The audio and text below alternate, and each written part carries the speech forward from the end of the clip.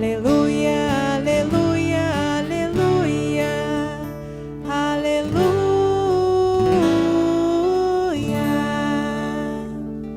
O Senhor esteja convosco. Ele está no meio de nós. Proclamação do Evangelho de Jesus Cristo, segundo João. Glória a vós, Senhor.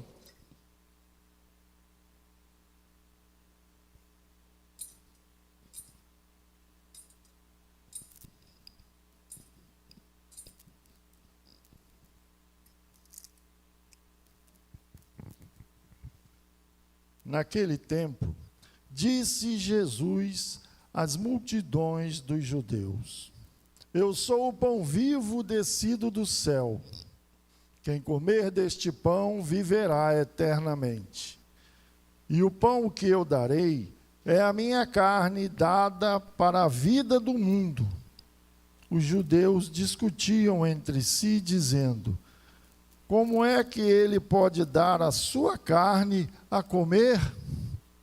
Então Jesus disse: em verdade vos digo, se não comerdes a carne do Filho do Homem e não beberdes o seu sangue, não tereis a vida em nós.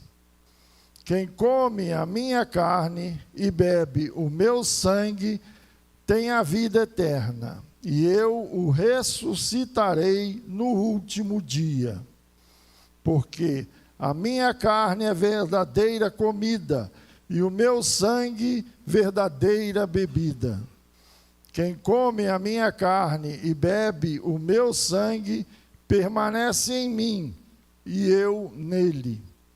Como o Pai que vive me enviou, e eu vivo por causa do Pai, assim, o que me come viverá por causa de mim.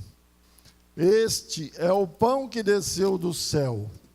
Não é como aquele que os vossos pais comeram. Eles morreram. Aquele que come este pão viverá para sempre. Palavra da salvação. Glória a vós, Senhor.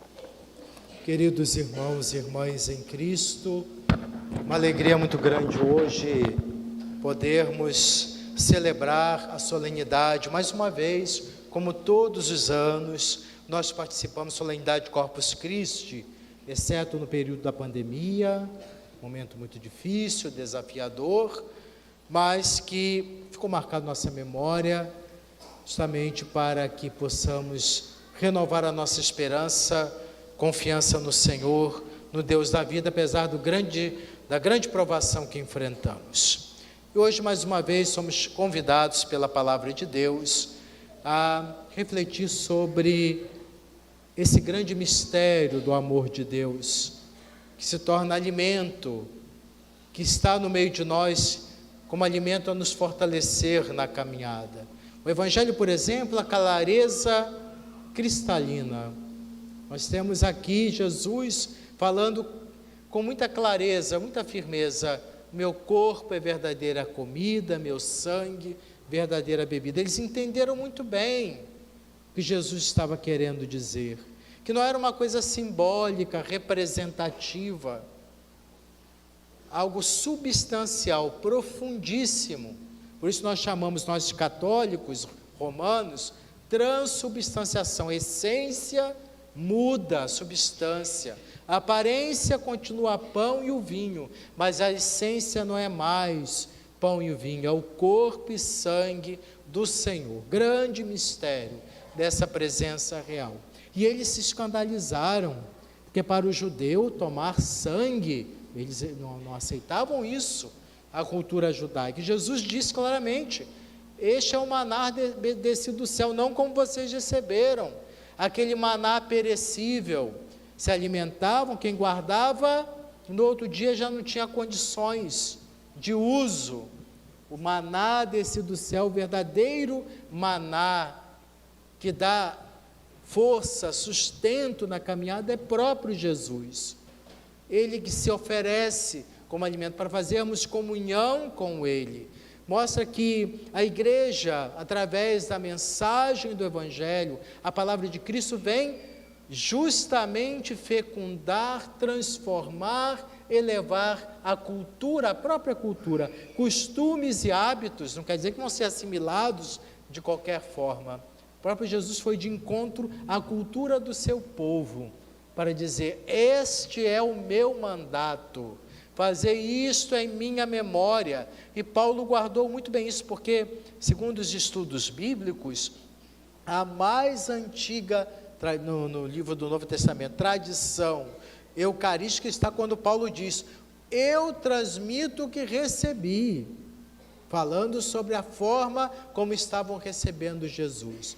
Naquele período ainda, desenvolvimento litúrgico, eucarístico, havia uma certa confusão entre o alimento comum e o alimento abençoado, a consagração do Senhor. As pessoas se alimentavam, alguns mais abastados recebiam mais, dos menos, os mais, em quais condições sociais tinham mais privilégio do que os mais simples. A Eucaristia não é para isso. A Eucaristia é para nos congregar como irmãos na comunhão. Não existe nem judeu, nem grego, nem escravo, nem livre, somos um só em Cristo Jesus, somos irmãos. Preconceitos, barreiras têm que ser superadas, derrubadas, destruídas, para que pontes de relações humanas, fraternas e autênticas aconteçam. É o mandato de Jesus para nós. Ainda mais aqui, santuário, local privilegiado, onde Jesus é adorado, durante o dia todo, presença real de Jesus. Deve crescer em nós uma verdadeira espiritualidade eucarística, que nos faz sair de nós mesmos, para a comunhão, a fraternidade, a construção de pontes de relacionamento, vencendo ressentimentos e mágoas, compromissos de amor. É o que a Eucaristia nos ensina. Jesus que se oferta, e nós também, que assimilando Jesus, consumimos Cristo, somos totalmente envolvidos por Ele. Já não sou eu que vivo, nos tornamos o dom de Cristo para o mundo, na igreja. E não deveríamos nos tornar o contrário, justamente que nos dizemos cristãos, oferecemos cerimônias belíssimas, formais, mas não vivenciais. Não é errado a dignidade do sacramento, sim, respeitar as liturgias bem preparadas, com muito respeito, solenidade, com muita dignidade, mas vivenciadas no dia a dia, porque senão teremos que ouvir e ressoar em nossos corações aquilo que nosso Deus já no Antigo Testamento alertava: não suporto os incensos, seus cultos, seus sacrifícios. Por quê? Não por causa do sacrifício, não por causa do incenso, mas porque era oferecido incenso com mãos manchadas do sangue do irmão, através de nosso egoísmo, nosso pensamento egoísta, nosso coração distante de Deus, como se pudéssemos aplacar o nosso Deus com um pensamento idolátrico, que os idólatras faziam isso. Eu vou aplacar a ira de Deus, oferecendo sacrifício, alimentando Deus com nossos sacrifícios. Ele que nos alimenta, Ele que se doa para a nossa salvação e a nossa libertação. Não tratemos Deus como um ídolo. O Deus verdadeiro não tolera isso.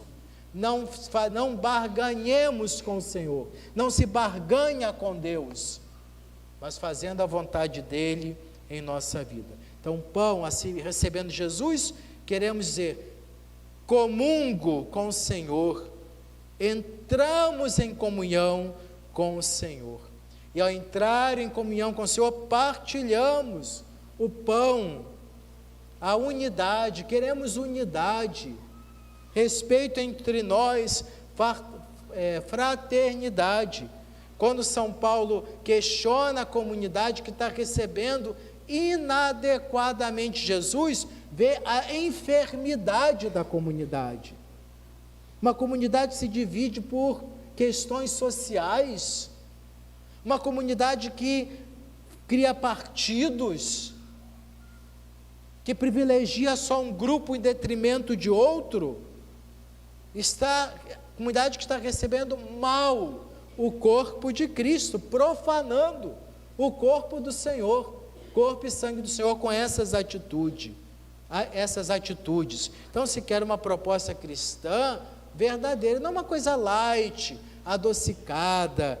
Então, eu quero um Cristo simpático, claro que Ele é, que fale o que eu quero ouvir, que se adeque à mentalidade desses tempos modernos, nova configuração familiar, tem que entender essas questões sobre aborto, aí tem um nome bonito, né? Direitos reprodutivos da mulher. Agora o judiciário vai justamente tratar desse assunto, mas mesmo que o judiciário aprove o aborto, nós jamais iremos aceitar, não se tem de forma alguma, como católicos que somos, justificativa para aprovar a lei do aborto.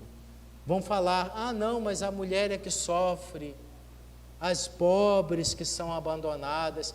Isso é correto, isso é certo mesmo. O covarde que engravidou, que a abandonou, a família que vira as costas para a mulher, isso é verdade, tem razão. Mas isso não quer dizer que nós vamos resolver a situação justamente eliminando o que é, entre aspas, problema para esses, eliminando uma vida inocente. Jamais iremos aceitar isso. Não tem justificativa. Eu não entendo esse povo por causa de suas opções partidárias, sendo católico, apoiando o aborto. Não dá para entender. Nós temos que defender a vida desde o ventre materno, ao longo do tempo, claro, não vamos pensar só na criança inocente que está no ventre materno, mas na criança abandonada, sem educação, sem alimentação, sim, e também os idosos, quando são abandonados, mas, não, por causa da situação, já que o aborto está aí na prática, então vamos legalizar, já que tem assassinato e ladroagem, corrupção na política, vamos legalizar?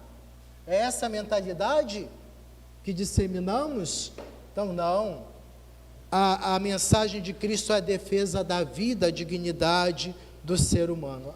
Haverá um tempo em que nós teremos que decidir, optar por um cristianismo adocicado, comprometido com a mentalidade do mundo. É aquele tipo de católico de ocasião, vai na igreja conforme o gosto, né? Aquilo que mais é aprazível aos seus pensamentos egoístas.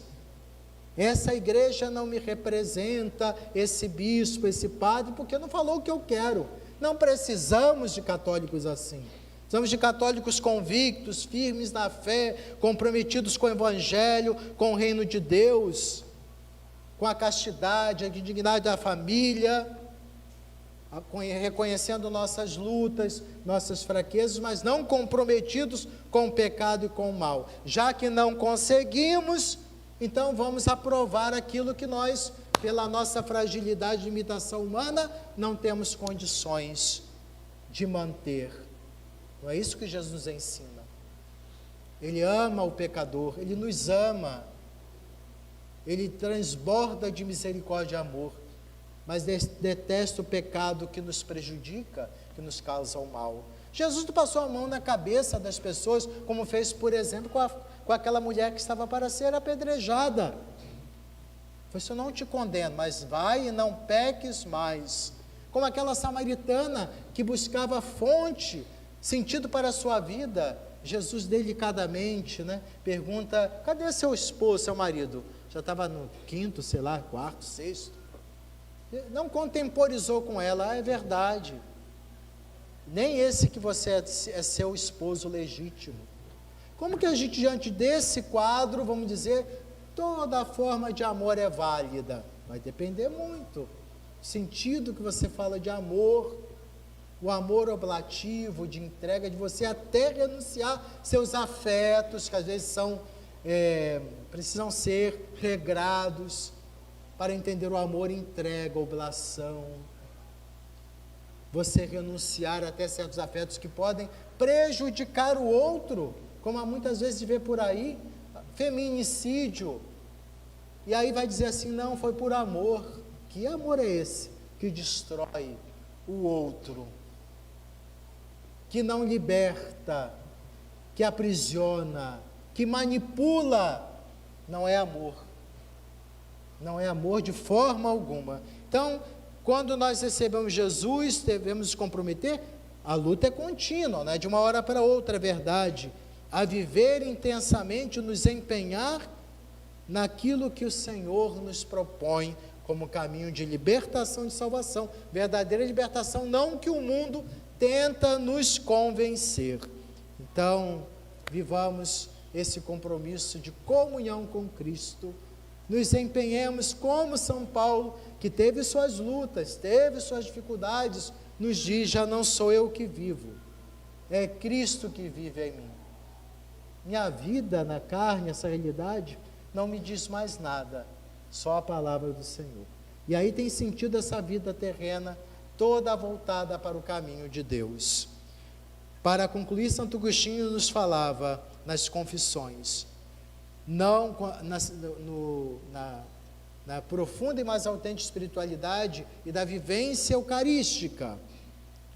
Dizia Santo Agostinho: não me transformarás tu em ti, como acontece com o alimento da tua carne, mas és tu que te transformarás em mim. Então, é Deus transformando-nos através de sua presença. Permitamos. Se nós não recebemos dignamente, sem fé, sem confiança, o Senhor continuará respeitando essas nossas escolhas, mas não estaremos recebendo Jesus para a nossa salvação, mas para a nossa condenação. Não porque assim estamos puros ou não, mas porque ao receber o Senhor, não nos empenhamos em assimilá-lo, em recebê-lo como deve, comprometidos com a conversão e a mudança de vida. Caminhamos assim, recebendo Jesus, acolhendo Cristo em nossa vida e sem desanimar, perseverantes, cada dia mais nos tornemos Cristo na vida do irmão. Não eu mais, o eu marcado pelo pecado, manchado, mas o Cristo vivo em mim, que transforma e restaura a imagem de semelhança de Deus na vida de cada um de nós. Amém.